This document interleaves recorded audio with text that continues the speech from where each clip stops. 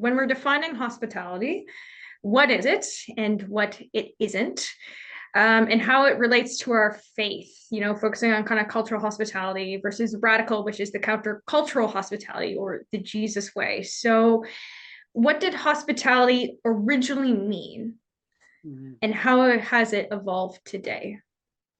Yeah, well, I mean, it comes from an old Latin word, hospice, which mean not hospice as in a place where people who are close to death go to live, but hospes is the original root, and it means stranger. So hospitality was originally the welcome of the stranger, which is really common in Old Testament society and in early Israelite and Palestinian society. Still very common in some of those parts of the world where there was a great burden placed on people to welcome in the stranger. And of course, for Hebrew people, this was rooted in Old Testament teaching and the words of the prophets, who were always saying, you have to welcome the foreigner in among you. Um, and Jesus uses the same language in Matthew 25 when he says, amongst other things, when I was a foreigner, you welcomed me in, or a stranger, when I was a stranger. So I think in our culture, we have come to think of hospitality as being something that we extend to people that are much like us. It's about having people over for dinner. It's about sharing those kinds of experiences, most often with people who are, let's say, our cultural peers, our cultural and economic peers. But the original meaning of the word did refer to the welcome of the stranger. And in fact, in Christian and in Western culture, that's where hospitals came from. It was the burden that was placed upon monastic communities to welcome in people who were sick or who were strangers, no matter who they were.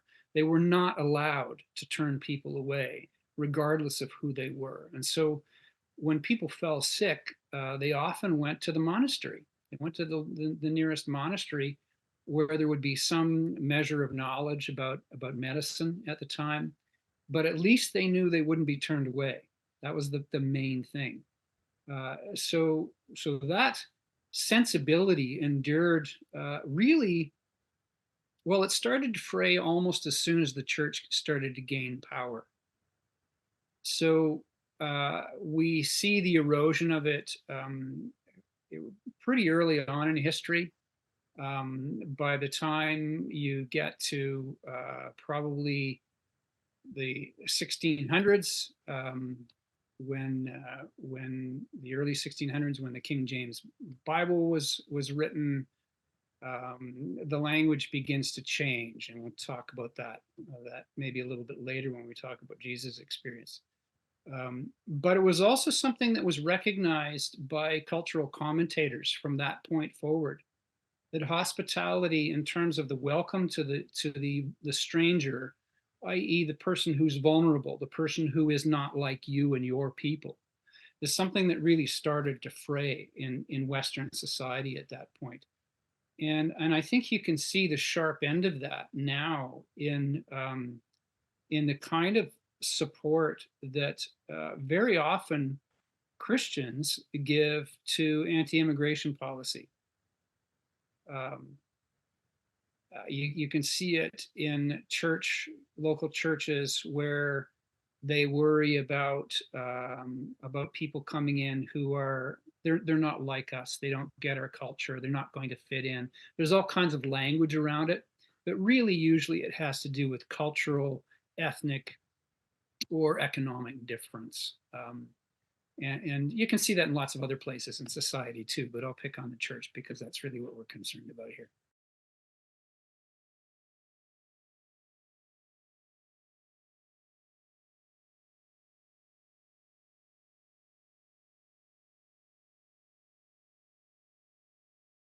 Into my next question for you, which is, what is hospitality, which you've discussed a little bit, and how specifically does it relate to faith?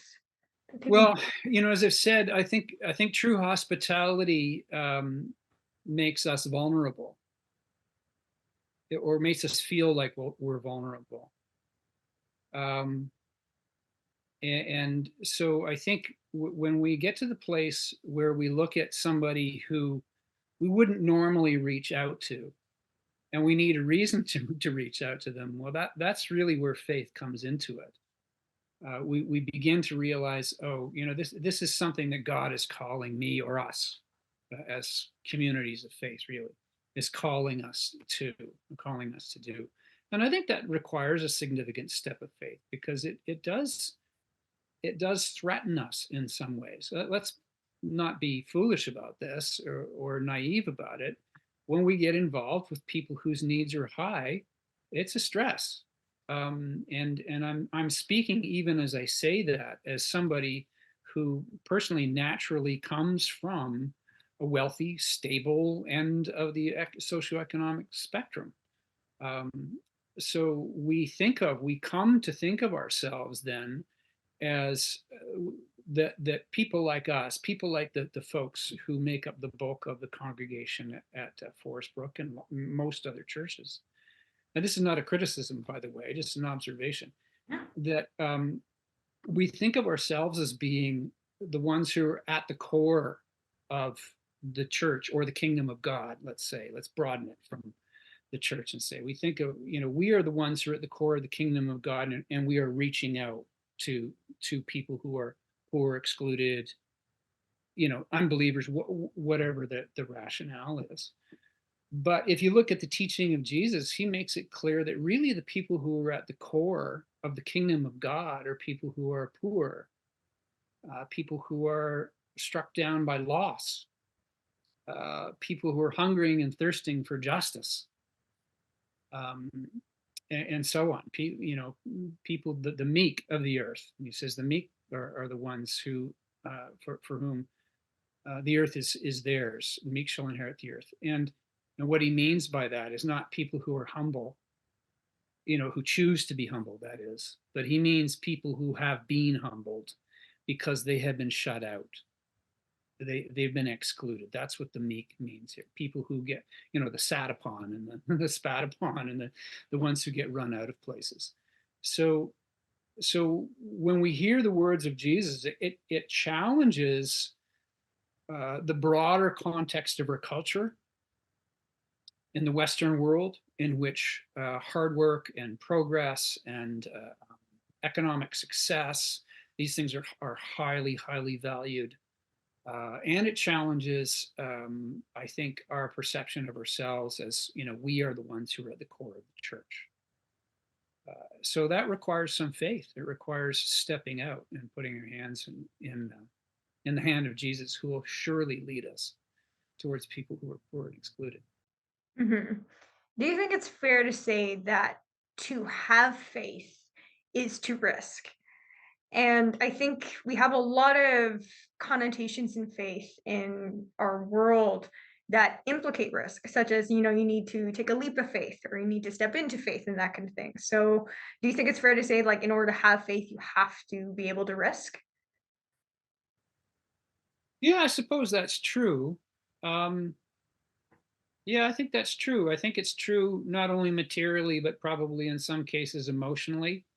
I think sometimes faith makes us feel like we're taking intellectual risks as well.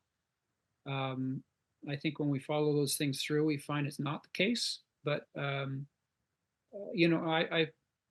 people would say that when I stepped out, quote unquote, 30 odd years ago to from a suburban home and a comfortable church setting to go work in the downtown core with people who are street involved, that this was a risky proposition, and it certainly felt like that to me at the time.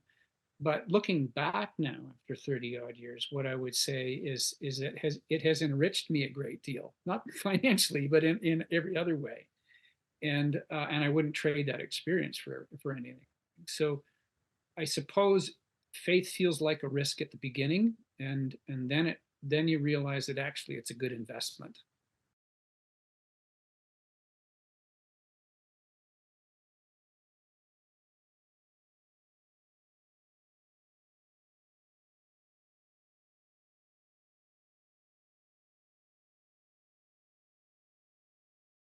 So, moving on to my next question. Mhm.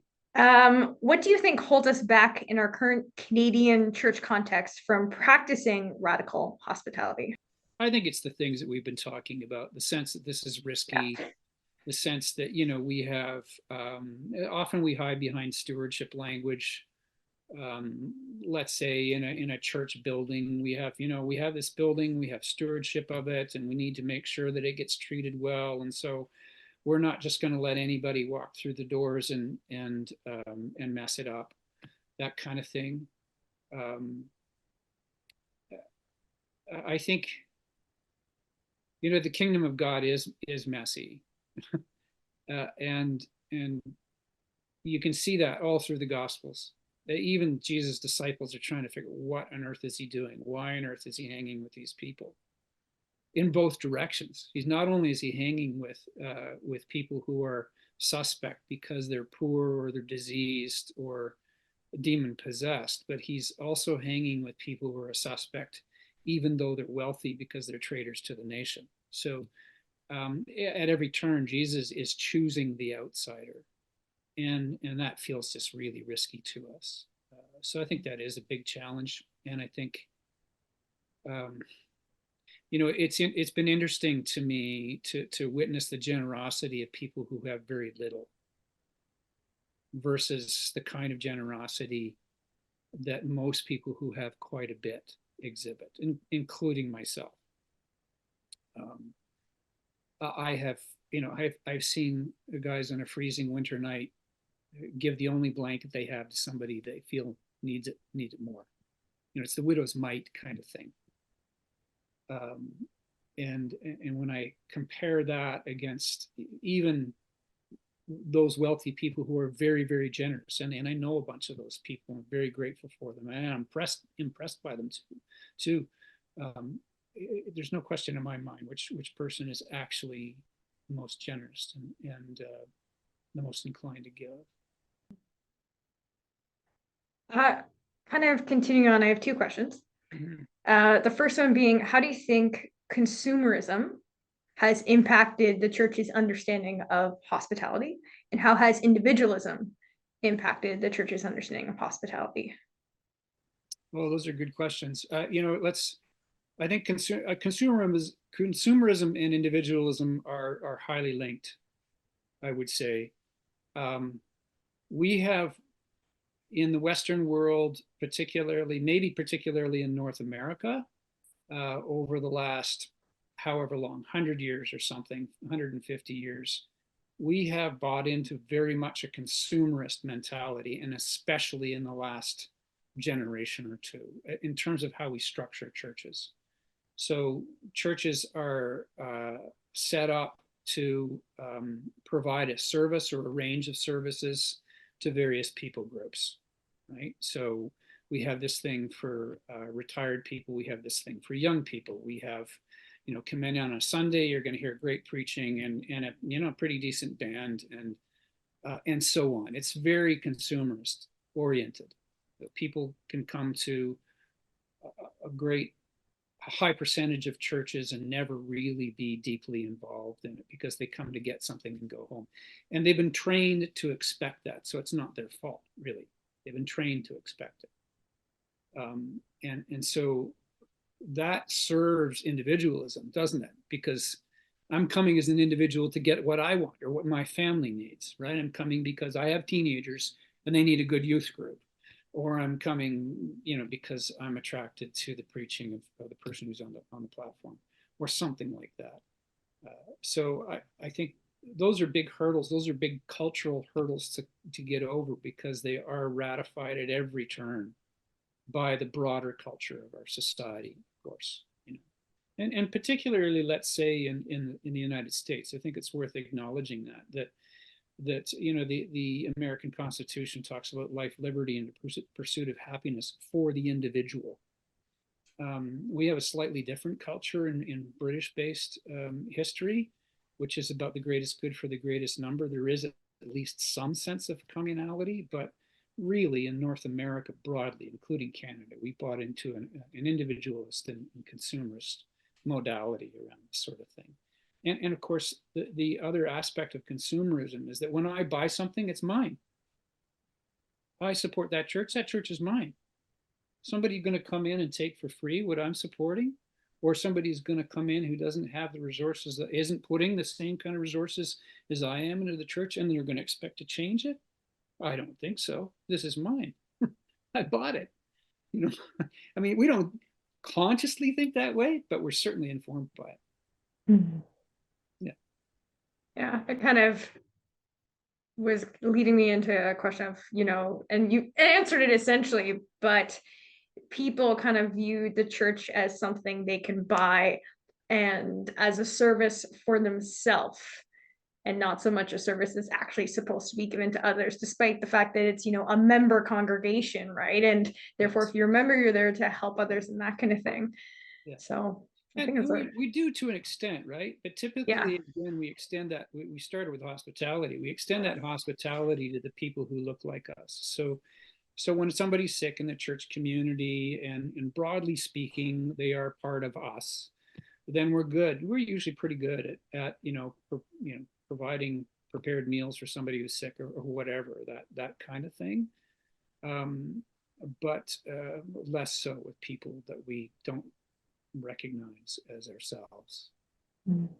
Yeah, I think the church has done a exceptional job in quite a few ways of isolating itself from the rest of the world, and yet at the same time being so influenced by it more than it's willing to admit.